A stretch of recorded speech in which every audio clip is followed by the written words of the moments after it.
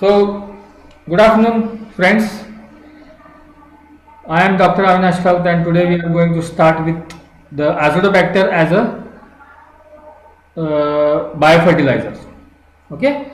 Now, azotobacter, if you can see the first slide, I hope you are able to watch the first slide, isn't it?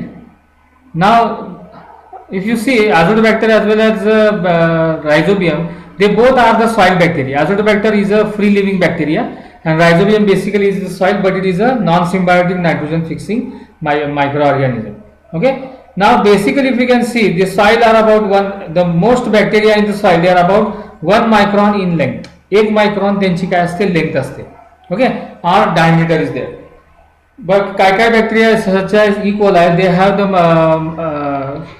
micrometer of 0.2 micrometer is the length of such type of bacteria. Now, bacteria in environments, they have high levels of nutrients, but okay, and they may be larger than those in the nutrient and the poor conditions. In the nutrient poor conditions, they are found, and if you can see in the second slide, this azotobacter spelling sorry, okay, azoto, azoto, azotobacter spelling sorry. Okay, now this if you can see this slide, this is the azotobacter gram negative short rods. Okay, this is a gram negative short rods. Now, majority of the bacteria in the soil, they usually occur on the single cells. ते जर तुम्ही बघितलं मायक्रोऑर्गॅनिझम, they are found in the form of single cells. Okay, the bacteria sometimes join together in chains. Some of the bacteria they are found when we stain those bacteria. Okay, they are found in the chains. Okay, now various shapes of bacteria are found. Now त्याच्यामध्ये जर तुम्ही as a nitrogen fixer जर तुम्ही बघितलं, तर nitrogen from कुठून घेतलं जातं, बॅक्टेरिया हा azotobacter जो आहे तो कुठून घेतो, नायट्रोजन हवेतून घेत असतो. It is taken, hello, nitrogen is taken from the air. Okay, and it is converted into the ammonium which plants can use. आणि ह्याला mediator enzyme कुठला आहे, तर nitrogenase enzyme आहे. This nitrogenase enzyme this controls the process. Okay, and it is called as nitrogen fixation, and these bacteria are often called as nitrogen fixers. Now, what happens in this nitrogen fixation? It converts the atmospheric nitrogen into ammonium, but in the conditions of an easily degradable carbon source is available. त्यासाठी nitrogen fixation व्यवस्थित run होण्यासाठी nitrogen source, carbon source हा खूप चांगला पाहिजे. तुम्हाला माहिती आहे का की कार्बन azotobacterच्या आपण लॅबोरेटरीमध्ये कल्टिवेशन करत असताना कार्बन सोर्स कुठला वापरतात, काय आयडिया आहे मुलांना? Do you have any idea which carbon source is required? मेघामाई,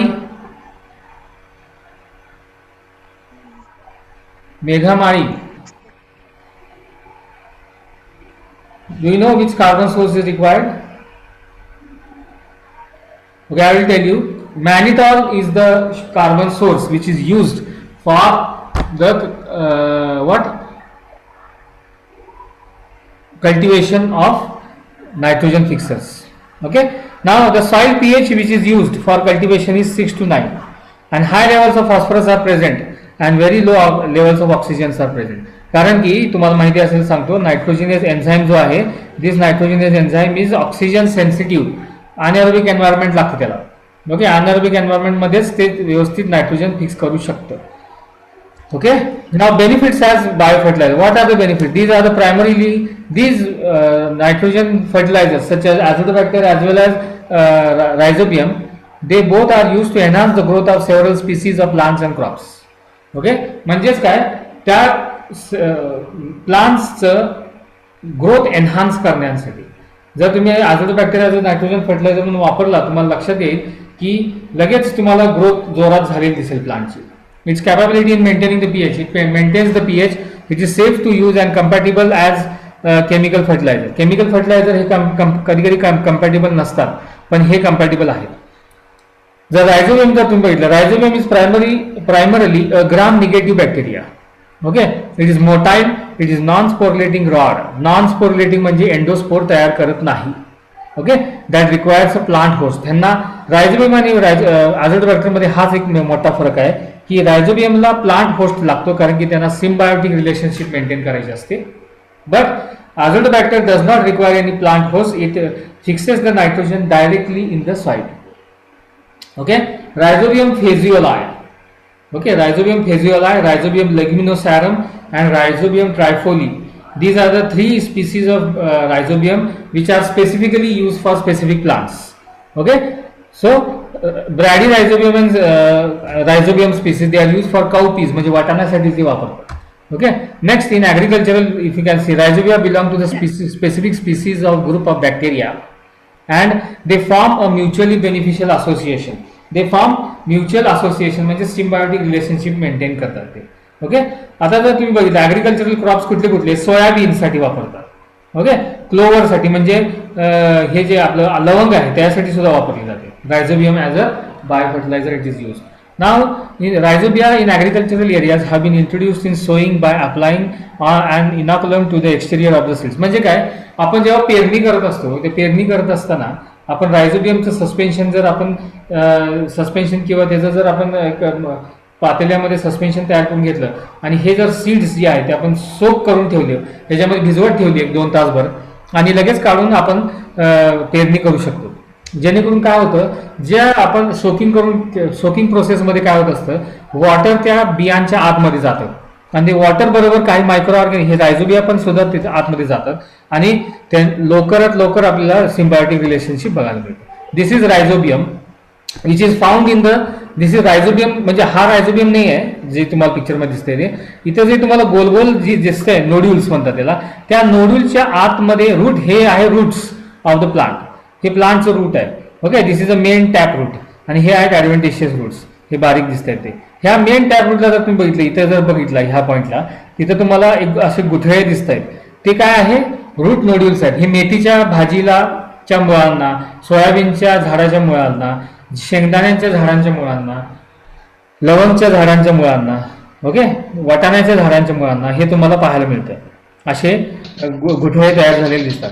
ह्यालाच म्हणतात रूट नोड्युल्स. आणि ह्या रूट नोड्युलच्या आतमध्ये रायझोबियम बॅक्टेरिया असतो, जो जमिनीमध्ये जेवढं हवेतलं जे काय नायट्रोजन आहे ते फिक्स करून आतमध्ये त्या प्लांटला काय करतं, प्रोव्हाइड करतं.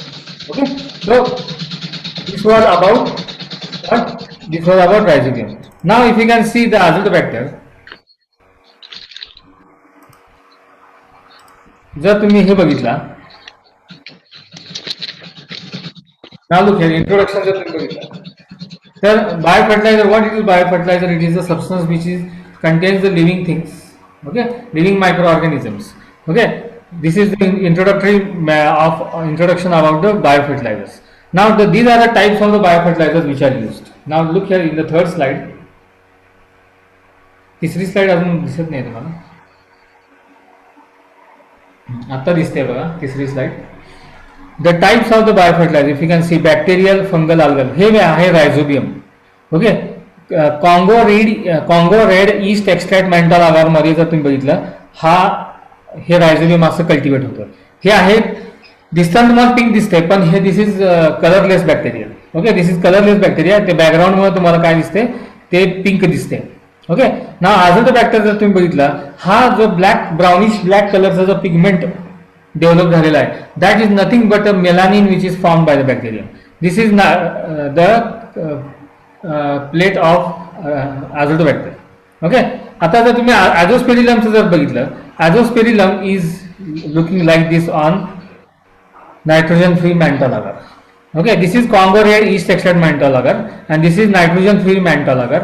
दिस is also nitrogen free mannitol agar. आणि हे जर तुम्ही बघितलं, फॉस्फेट सोल्युबलायझिंग मायक्रो ऑर्गॅनिझम्स आहे. ओके, हे जर तुम्ही बघितला, इथं तुम्हाला क्लिअर झोन दिसते, इथे बॅक्टेरिया दिसते आणि इथं क्लिअर झोन झालेली दिसते. क्लिअर झोन म्हणजे काय, ह्याच्यामध्ये ह्या मीडियामध्ये आपण काय घातलेलं असतं, ट्राय कॅल्शियम फॉस्फेट असं हा केमिकलचं नाव आहे, ते आपण त्यामध्ये ऍड करायचं असतो, ट्राय कॅल्शियम फॉस्फेट. तर ते ट्राय कॅल्शियम फॉस्फेटला हे जे फॉस्फेट सोल्युबलायझिंग बॅक्टेरिया जे आहेत, हे फॉस्फेट सोल्युबलायझिंग बॅक्टेरिया काय करतात, दे प्रोड्यूस ऍसिड्स. आणि त्या ऍसिडमुळे काय होतंय, tri calcium phosphate is solubilized and it gets, इथं तुम्हाला क्लिअर झोन दिसतो.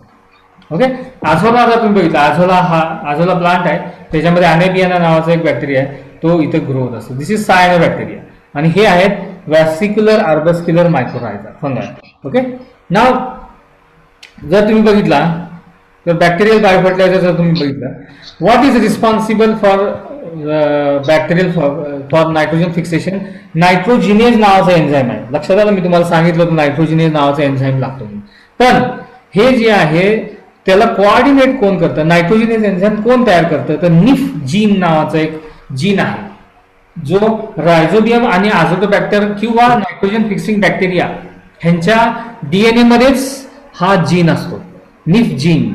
ओके, नायट्रोजन फिक्सिंग जीन असं म्हणतात त्याला. NI फॉर नायट्रोजन आणि F for fixing, nitrogen fixing gene which makes them capable of nitrogen fixation. लक्षात येते तुम्हाला? पोरांनो लक्षात येत असेल तर सांगा होय, नाही तर नाही म्हणून सांगा. शार्दूल शार्दूल शार्दूल पाटील, हाँ सर. स्वालिहा देसाई, लक्षात येते ना मी काय बोलते ते? हो सर. ओके, ठीक आहे. Now this is the nif gene which is responsible for nitrogen fixation. Now nitrogen fixing bacteria they work in two conditions, symbiotically as well as free living, that I have told you before only. Okay, now next slide if you can see, rhizobium, it looks like this somewhat. It grows in the root hairs of the legumes by the forming the nodules. आवाज बंद करा, कोणा sir mute करायचं राहिलेलं आहे. आवाज mute करा, तरी म्यूट केला तरी पण ऐकू येते बरं का, म्यूट करा. Rhizobium lives in the root hairs of the legumes by forming nodules, and the plant roots supply essential minerals and newly synthesized substances directly to the bacteria. बॅक्टेरियाला प्लांट काय देतं? मिनरल्स आणि कार्बन नायट्रोजन सोर्स म्हणजे newly synthesize substances देतं. त्याच्या बदल्यात bacteria त्यांना काय देतं? नायट्रोजन देतं. The name rhizobium was established by Frank, scientist in 1889. Okay, Frank नावाचा सायंटिस्ट आहे, त्याने रायझोबियमचा शोध पहिल्यांदा लावला. This genus has 7 distinct species and based on the cross inoculation group concept. Okay, now more than 20 cross inoculation groups have been established in rhizobium. The new classification has been established for rhizobium. This slow growing rhizobia जर असतील तर त्यांना काय म्हणतात? Brady rhizobium म्हणतात. Okay, if it is slow growing rhizobium it is called as brady rhizobium, and another fast growing rhizobium is called as mister rhizobium म्हणतात त्याला. Okay, रायझोबियमची त्याची जर कॅपॅसिटी जर तुम्ही बघितली, rhizobium can fix 50 to 300 kg per hectare of nitrogen. Okay, azospirillum जर तुम्ही बघितला, azospirillum it is mainly present in cereal plants. Cereal plants मध्ये पाहायला मिळतात. ओके, म्हणजे कुठल्या गहूच्या शेतीजवळ किंवा राईसच्या शेतीच्या पाण्यात जर तुम्ही बघितला तर रायझोबियम आणि हे सॉरी अझोस्पिरिलम तुम्हाला प्रामुख्यानं तिथं पाहायला मिळतात. ओके, नाव ते कुठं असतं, कुठं त्याचं वास्तव्य असतं? इनहॅबिट म्हणजे काय? कुठं वास्तव्य आहे? हॅबिटॅट काय त्याचा? It inhabits both in the root cells as well as in the surrounding of the root cells. म्हणजे रायझोस्पियरिक एरियामध्ये तुम्हाला ते पाहायला मिळतं. It is found in the rhizospheric area of the plant. ना azospirillum is recognised as a dominant soil microorganism which fixes nitrogen in the range of 20 to 40 kilogram per hectare in the rhizosphere. Okay, म्हणजे खूप चांगलं nitrogen fixation त्याला पाहायला मिळतं. Okay, so non आणि हे आहेत azospirillum is found in the non leguminous plant, millets, oil seeds, cotton etcetera. Okay, azospirillum पण नॉन सिम्बायोटिकच नायट्रोजन फिक्सर आहे. Okay, now considerable quantity of nitrogen fertiliser can be formed, that is up to 25 to 30% can be saved by use of azospirillum inoculum. म्हणजे तुम्ही युरियाचं use तुम्ही 25 ते 30% कमी करू शकता अझोस्पिरिलम जर तुम्ही इनॉक्युलेट केलं तर तुमच्या शेतामध्ये. Okay, this species have been commercially exploited for the use of nitrogen supplying by fertilisers. Azospirillum is a very good fertiliser. Now free living जर तुम्ही बघितला, 2 प्रकारचे बॅक्टेरिया आहेत, अझोटोबॅक्टर जीनस आणि क्लेप्सिएला. तर तुम्ही म्हणाल क्लेप्सिएला हा निमोनी तुम्हाला ऐकून माहिती आहे, klebsiella pneumoniae. Yes, Klebsiella pneumoniae causes pneumonia in human beings, but even though it is causing pneumonia, it is a good nitrogen fixer. क्लेप्सिएलाचे काही नॉन पॅथोजेनिक स्ट्रेन्स पण आहेत जे चांगले नायट्रोजन फिक्सर्स आहेत. अझोटोबॅक्टर तर नॉन पॅथोजेनिकच आहे माणसांसाठी, तर त्याच्यामुळे ते यूज केलंच जातं. It is commercially use. Now these 2 species म्हणजे non symbiotic free living bacteria जे असतात हे they are not associated with the plant. म्हणजे ते रूट नोड्यूल तयार करत नाही, ते फक्त जमिनीत नायट्रोजन फिक्स करतात. Okay, it is a biofertilizer which provides the required amount of nitrogen to the plant from the soil. Now next slide जर तुम्ही बघितली, it is a heterotrophic free living nitrogen fixing bacteria. Azotobacter is a heterotrophic free living nitrogen fixing bacteria which is found in कुठल्या soils मध्ये सापडतं ते? It is found in alkaline and neutral soils. Azotobacter is commonly found occurring in the species of arable soils of India. Arable म्हणजे काय?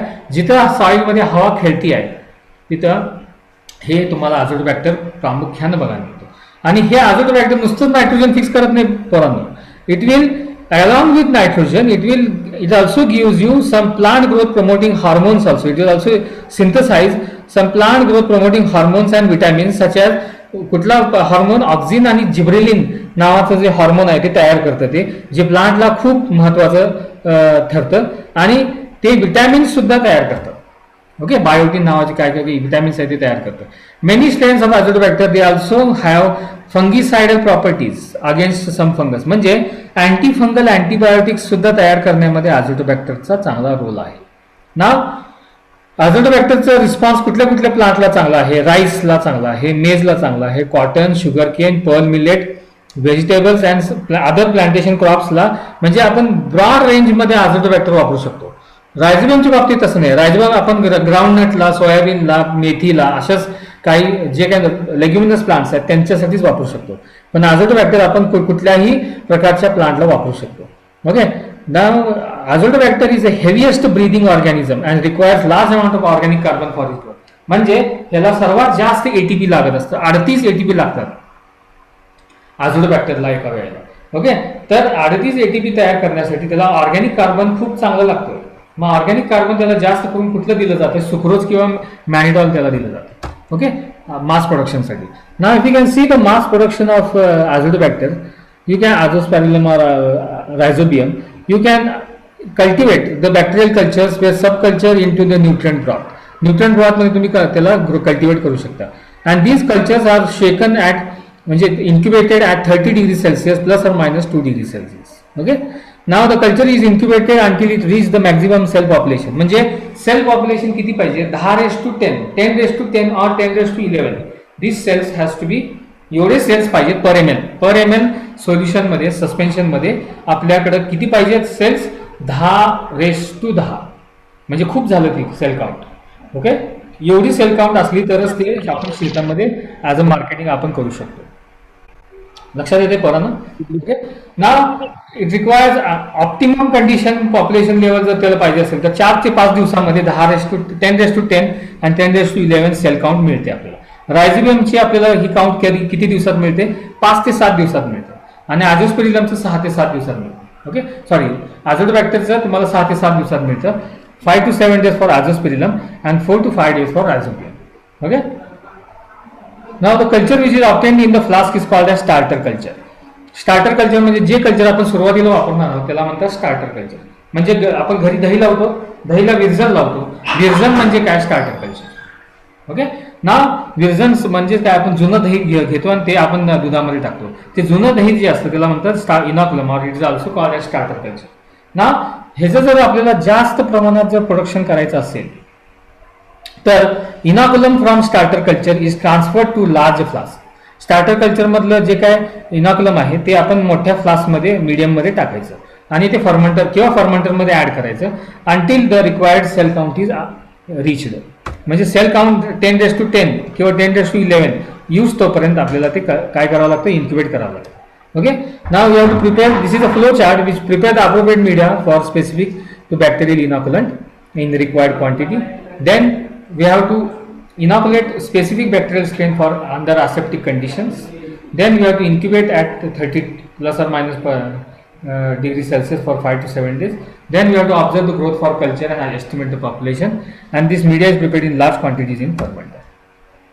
Then it is sterilized and cooled well. The media is sterilized. Media in the fermenter is inoculated with log phase of culture. Log phase मध्ये आपण inoculate करावं लागतं कारण की lag phase मध्ये जर असेल तर आपल्याला पाहिजे तशी ग्रोथ मिळणार नाही आणि वेळ लागणार. त्याच्यामुळे लॉग फेज मध्ये असलेलं स्टार्टर कल्चर आपण त्यामध्ये वापरायचं असतं. Broth is checked in the population of inoculated organism. Then cells are harvested with the population of 10⁻⁹ cells. हे चुकून 109 दिसते पण ते 10⁻⁹ सेल्स आहेत. 10⁹ cells per ml असं पाहिजे. Okay. Now the carrier material जर तुम्ही बघितलं, कॅरियर मटेरियल म्हणजे काय, नुसतंच ॲझोडोबॅक्टरचं आपण तिथं हे करू शकत नाही, त्याला मातीत मिसळावं लागतं. तर आपण त्याच्यामध्ये कॅरियर कुठले कुठले वापरू शकतो, तर कॅरियर कुठले कुठले आहेत बघा. Soil can be use as a carrier, lignite can be use as a carrier. इथं जर तुम्ही बघितला एक माणूस किंवा 2 माणसं आहेत ती कॅरियर तिथं यूज करायला लागले बघा. ओके. इथे हे सॉइल आणि लिग्नाइट हे सर्वात चांगलं कॅरियर आहे का, तर हे चीप आहे, स्वस्त आहे, खूप लवकरात लवकर चांगली जास्त प्रमाणात मिळतं. त्याच्यामध्ये हाय ऑर्गॅनिक मॅटर कंटेंट असतं, त्याच्यामध्ये कुठलंही टॉक्सिक केमिकल नसतं. वॉटर होल्डिंग कॅपॅसिटी त्याच्यामध्ये 50%च्या वर पाहिजे आणि ते इझी टू प्रोसेस असलं पाहिजे, तरच ते कॅरियर मटेरियल चांगलं वापरू शकतो. त्याच्यामध्ये लिग्नाइट, वर्मिकल्चर, चारकोल, प्रेसमड. प्रेसमड म्हणजे काय, जे अल्कोहोल तयार म्हणजे मळी असते, मळीपासून अल्कोहोल तयार होते. अल्कोहोल तयार झाल्यानंतर जे काय राहतं त्याला म्हणतात pressmud. Okay, that is pressmud. That can be also use as a carrier material. Farm yard manure आणि soil mixture is use as a carrier for azotobacter, rhizobium as well as other phosphate solubilizing bacteria. Now how to prepare the inoculum? Prepare neutralise and sterilise carrier material. Neutralise आणि sterilise म्हणजे neutralise म्हणजे काय, त्याचा pH neutral असलं पाहिजे. Okay, त्याचा pH कसा पाहिजे, न्यूट्रल असला पाहिजे. न्यूट्रल अँड स्टरिलाइज, त्याला स्टरिलाइज करून घ्या. तुम्हाला काय वाटतं स्टरिलाइज कसं करतात, सॉइलला स्टरिलाइज कसं करतात, तुम्हाला कसं काय वाटतंय पोरांना? कमलेश मोरे आहेस काय, जागा आहेस? Are you there Kamlesh More? Kamlesh More, Savita, Savita, yes sir. समजते? हो समजते ना? हो हो. Okay. Now this neutralized and sterilized carrier material is spread in a clean, dry, sterile metallic or plastic container. Okay, then bacterial culture from the fermenter is added to the sterilized carrier. त्याच्यामध्ये ते bacterial culture जे काय आपण फर्मेंटरमध्ये cultivate केलेलं आहे, liquid स्वरूपात असणार आहे, ते त्याला आपण मातीमध्ये मिक्स करून घ्यायचं आहे आणि त्याला मेकॅनिकल मिक्सरमध्ये मिक्स करून घ्यायचं आहे आणि ते इनॉक्युलंट जे काय तयार होईल ते आपण काय करायचं, पॉलिथिन बॅग्समध्ये सील करून त्याचं इलेक्ट्रिक सीलरमध्ये सील करायचं आणि नंतर मग त्याला पॅकेजिंग करायचं. त्या पॅकेजिंगमध्ये काय असायला पाहिजे, ते पॉलिथिन बॅगमध्ये पॅक केला, अर्धा किलोची पिशवी असते बाजारात मिळते, 1 किलोची पिशवी बाजारात मिळते. मग ते बाहेर जे काय आहे त्याच्यामध्ये काय असलं पाहिजे, नेम ऑफ द मॅन्युफॅक्चररचं नाव असलं पाहिजे, नेम ऑफ द प्रोडक्ट असलं पाहिजे, स्ट्रेन नंबर, त्या बॅक्टेरियाचा स्ट्रेन नंबर काय आहे ते असलं पाहिजे, द क्रॉप्स टू बीज रेकमेंडेड म्हणजे कुठल्या कुठल्या झाडांना हे आपण फर्टिलायझर चालू शकतो ह्याचं डिटेल त्यावरती दिलं पाहिजे त्या पॅकेजिंगमध्ये. मेथड ऑफ इनॉक्युलेशन त्यामध्ये असलं पाहिजे, कुठल्या मेथडने इनॉक्युलेशन केलेलं आहे तुम्ही. त्यानंतर डेट ऑफ मॅन्युफॅक्चरचं डेट, बॅच नंबर, कुठल्या बॅचमध्ये तयार केलं, एक्सपायरी किती दिवसात किंवा किती महिन्यामध्ये ते एक्सपायर होते, त्याची मेन MRP पाहिजे, फुल ॲड्रेस म्हणजे कोणी मॅन्युफॅक्चर केले त्याचं फुल ॲड्रेस पाहिजे आणि स्टोरेज इन्स्ट्रक्शन, शेतकऱ्यांनी ते स्टोरेज कसं करायचं त्याचं आपल्याला माहिती त्यामध्ये असलं पाहिजे. ओके, आणि प्लास्टिक जे काय वापरणार आहे ते 50 ते 75 मायक्रॉन किंवा त्याच्यापेक्षा पुढच्या मायक्रॉनच्या पिशवीत असलं पाहिजे. काळ्या रंगाची पिशवी असते तसले चालत नाही त्याला. Okay, so now next is vesicular arbuscular mycorrhiza. Now this vesicular arbuscular mycorrhiza जर तुम्ही बघितला, हे फंगसचं आणि रूटचं कनेक्शन आहे. ओके, म्हणजे असोसिएशन आहे, फंगसचं आणि रूटचं असोसिएशन आहे. ग्रीक लँग्वेजमध्ये मायक्रोरायझाला काय म्हणतात, फंगस रूट असं म्हणतात. Okay, this was also coined by Frank. Frankia नावाचा ॲक्टिनोमायसिट आहे, ते फ्रँक ह्या नावानंच दिलेलं आहे बरं का, लक्षात येतं पोरांना. Frank in 1885. The mycorrhiza is a mutualistic association between fungal, mycelia and plant roots. Okay, worm is an endotropic म्हणजे which is living inside the roots of the plants. Okay, it is Phycomycetious fungi. Now this worm, why it is used, it helps in nutrient transfer, mainly the phosphorus and zinc and sulfur to the plants. Okay, mycorrhiza is also a symbiotic association between plant roots and soil fungus of the 7 types of mycorrhiza. Okay. VAM म्हणजेच काय, vesicular arbuscular mycorrhiza. It plays a very great role in inducing the plant growth. Plant ग्रोथला induce करण्यासाठी खूप महत्त्वाचा role आहे. This VAM are symbiotic endophytic soil bacteria fungi which colonise the root. म्हणजे ते रूटला आच्छादन म्हणून ते ग्रोथ होते. Approximately 80% of the plants. Now this VAM hyphae म्हणजे काय, फंगस जे काय हायफी आहे मटेरियल आहे, is retaining moisture around the root zone. It increases the resistance to soil root borne or soil borne pathogens. म्हणजे disease resistance पण ते देतं त्या प्लांटला. कोण, VAM. Okay. So this is the structure how it enters in to the plant cells. Xylem and phloem मध्ये ते enter होते. This is the external hyphae and this is the internal hyphae. This is the vesicle which is form by the VAM फंगाय and this is the arbuscule. म्हणून त्याला वेसिक्युलर arbuscular mycorrhiza असं म्हटलं जातं. इथं vesicle पण तयार करतात ते प्लांटच्या सेलमध्ये आणि आर्बस्कल्स पण तयार करतात, म्हणून त्याला काय म्हणतात, वेसिक्युलर आर्बस्क्युलर. आता ह्यांचं न्यूट्रिएंट काय काय, जमिनीतलं जे काय न्यूट्रिएंट आहे ते प्लांटला देण्याचं काम करतं कोण, हे वॅम फंगाय. कुठले कुठले nutrients, micronutrients, copper, potassium, aluminium, manganese, ferrous म्हणजे आयर्न आणि मॅग्नेशियम हे प्लांट सॉइलमधनं प्लांट रूटमध्ये ट्रान्सपोर्ट करायचं काम कोण करतं, तर वेसिक्युलर आर्बस्क्युलर मायक्रोरायझा करतो. Okay. So mechanism of action, it when it penetrates into the root cortex and spreads into the roots of the plants, it is called, then the name indicate the pages. ते लगेच तिथं आतमध्ये ते तयार काय करतात, vesicle तयार करतात. Okay. To store the phosphorus from the soil. आणि आर्बस्कल सुद्धा तयार करतात to for bringing the nutrients to the vesicles and the root. त्याचं मास प्रोडक्शन कसं केलं जातं बघा. वॅमचे स्पोर्स मिळतात. ओके. ते आपण गोळा करावे लागतात त्या रूटमधून. त्याचे ते स्पोर्स जे आहेत ते आपण मिक्स करायचं with the sterilise soil. Then this soil is filled in the pots and host plant is transplanted in the pots. Now this plant is allowed to grow for 3 to 4 months in the greenhouse. And the soil in the pot along with the roots of the host, this is macerated. Macerated म्हणजे काय, त्याचा चेन्नामेंदा केला जातो, चेसलं जातं त्याला आणि त्याला वाळवलं जातं. ते रूट्स आणि सॉइल दोन्ही वाळवलं जातं आणि त्याचं मॉइश्चर 5% मेंटेन केलं जातं. And this soil inoculants is use for field application. Okay. Now what is the use of the VAM? It enhances the feeding areas of the plant root. It mobilise the nutrients from distance to root. It stores the nutrients such as phosphorus.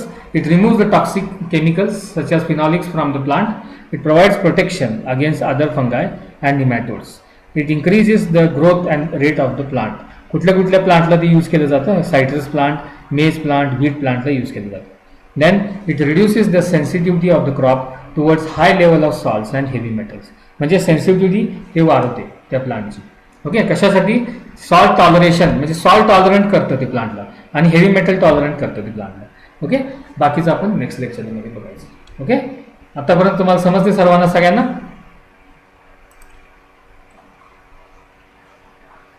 R you understand?